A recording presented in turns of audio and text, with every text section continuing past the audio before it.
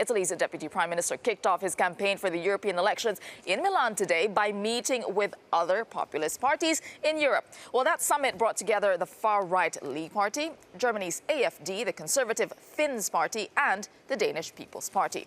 Well, Mr. Salvini says that they are planning to forge an alliance of European right-wing parties. La notizia è che stiamo allargando la comunità, la famiglia. Stiamo lavorando per un nuovo sogno europeo. Oggi per molti cittadini e molti popoli l'Unione Europea rappresenta un incubo, non un sogno. Noi stiamo lavorando per riportare al centro il lavoro, la famiglia, la sicurezza, la tutela dell'ambiente, il futuro dei giovani.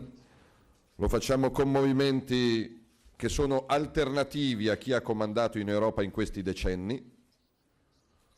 Ovviamente l'accordo fra democristiani e socialisti ci ha portato in questa situazione di povertà, di incertezza, di litigio e di insicurezza, e quindi è un'alleanza che guarda al futuro.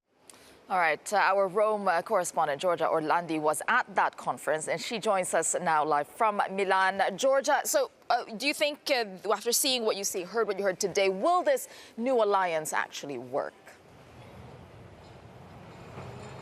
Well, Tessa, as you mentioned, Salvini organized this gathering of right-wing parties, nationalists, in order to build a new alliance, but also to really launch his European elections campaign. Salvini has been talking to a number of parties across the continent. This was an open invitation to all of them. He's been talking to some members of the EPP party, to Hungary's Prime Minister Viktor Orban, to the PIS in Poland. But today also was the chance for him to launch his pan-European nationalist manifesto for what he called Europe's Party of Common Sense, with a great focus on Europe, but mainly on the people of Europe who are really at the center of his political message, in order really to give the power back to the people and fulfill this, what he called the European dream. But the question is really whether this coalition will work. We know that immigration really is the common ground here. There are lots of other issues that are very much dividing, like economic policies, relations with Russia. I spoke earlier with Anders Vistisen, who's an MEP for the Danish People's Party, and this is what he had to say. There is diverging interest in all political groups in the European Parliament. The difference is that our political movement built on the respect for the member states, and therefore we respect the differences instead of trying to see one-size-fits-all policy. So, for instance, we don't want a common foreign affairs policy. We want to respect that the Italians can have their version, and the Finns can have their version, and the Danes can have their version. So that is one of the great achievements, possible achievements of this new initiative, that is to respect the differences, and especially on policy areas where there is not much European coordination needed, or even from my point of view, it would be a disaster, for instance, to have a common foreign policy of Europe. Well, the Danish People's Party was one of the few parties that really attended this meeting together with Alternative for Germany and the Finns Party. Now, the second question is whether the absence of key political figures does speak to the political differences between all these parties, Tessa.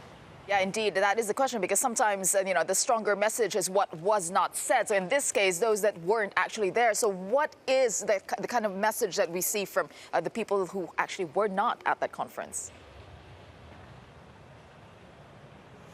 Well, Tessa, there's been a huge debate here in Italy in the last days over who had been officially invited to this meeting, who had and who was going to attend, and who was not going to attend. As we know, Orban wasn't here, Le Pen wasn't here, Strache wasn't here. Now, Salvini provided quite an interesting explanation last week in Paris, where he attended G7. He said that this is not a question of any invitation at all being turned down. This is a question of the fact that, the fact that they were not here is simply due to the fact that they were not on the guest list. So no big deal. This is according to Salvini. Well, if this is true or not, we have to wait for the next European elections results, Tessa.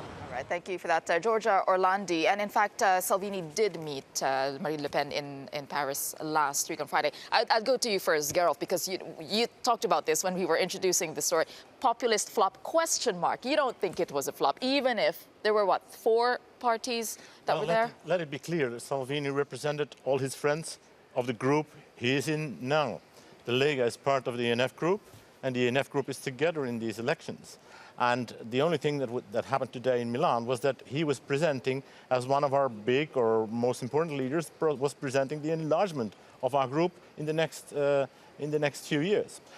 With the Danish, with the Finns, with yeah, but there were notable absences. Germans. Viktor Orban, yeah, but the PIS, there was no inviting Le Pen. list. He decided, and we decided, to enlarge our movement with important parties, and that was the news. And the news was not that the others were not there. We were there in mind because we considered Salvini as one of our representatives. Okay, watching this from the outside, I'll ask you, Indrak, what message is it sending to you when you watch, okay, there are 4 parties there, some who weren't? Well, the message is very simple. In the rules of the European Parliament, we need at least 7 countries to form a political group. So if they fail to do that, and I've been privileged... So you think it's a flop? Well, it's a failure. No, but I've been privileged to watch Please. these activities on that political spectrum for many years. Farage cannot cooperate with Marine Le Pen because he considers Front National too anti-Semitic and vice versa.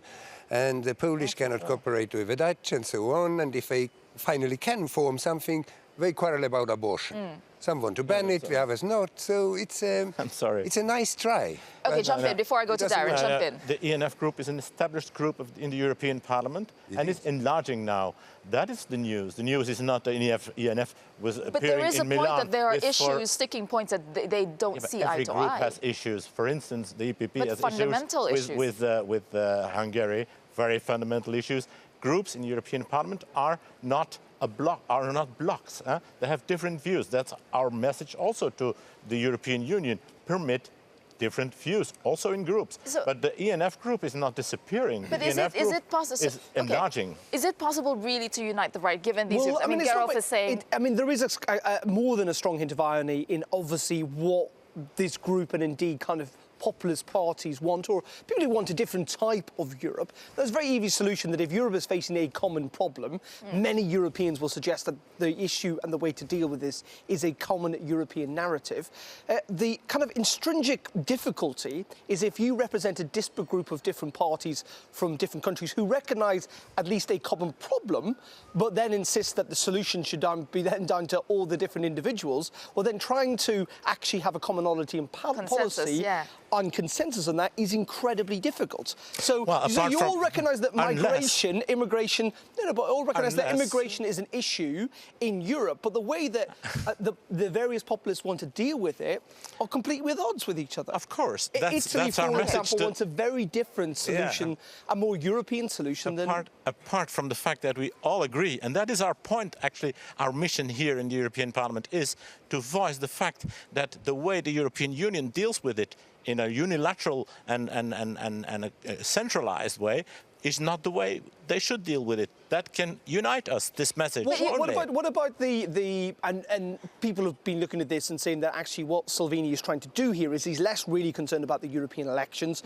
He's less concerned about this political grouping. What he's trying to demonstrate is that in his base in Italy, that he is the leader and is the core of the kind of anti-capitalist, anti-European movement as it is currently. And that this is much as more about domestic Italian politics than it is about European politics. We all are in domestic politics during these elections. Yeah, Indra, jump in. When you look at this, is this a threat? Because the projections are showing that far-right populist nationalist parties would make gains in the upcoming election. Do you feel the threat? I don't feel a threat because if in democracy people have a right to be stupid and vote for all sort of extremist approaches, destructive, disruptional approaches, they have a right to it. What I say is that the parliament will be rhetorically more interesting because all kind of colorful people will be elected, but they won't construct anything. They will make a lot of noise, like Nigel has been But this will doing. make it, well, exactly. Well, exactly. We have Brexit, So, and he has been calling for We that. don't have it yet. Okay, but it is on the table. I'm saying that even if you say colorful people are there, it will be part of the debate, it will be part of the discussion, and it's it will be part of consensus as building. long as it's democratic debate based on rules, it's okay. They have their argument and I have mine. As soon as somebody starts to promote violence, some kind of violent takeovers, anti-constitutional movements, we will have to look. I don't know about other Estonia, but none of the parties of ENF are promoting violence whatsoever or violent takeovers. And none of our electorate is stupid. The people that vote for us are not stupid. On the contrary, they are very smart. They see that the European Union evolves in a way that is not wishful and that they should have another kind of European cooperation. And just putting that on the table cannot be stupid. On the contrary, this is a smart idea, because if we go on with the bulldozer of the European Union, we will crush European cooperation. I think just very quickly before we go, it's just what's interesting is that you have Viktor Orban who's flirting with that idea, he's sitting on the fence basically, and you have the Polish PIS just flirting with the idea, but not really, just seeing where they would be more powerful, let's say. And I think people are keeping their powder dry, to use a phrase, to see what happens, of course, during the election and see how the results pan out in terms of which party gets which. No, absolutely.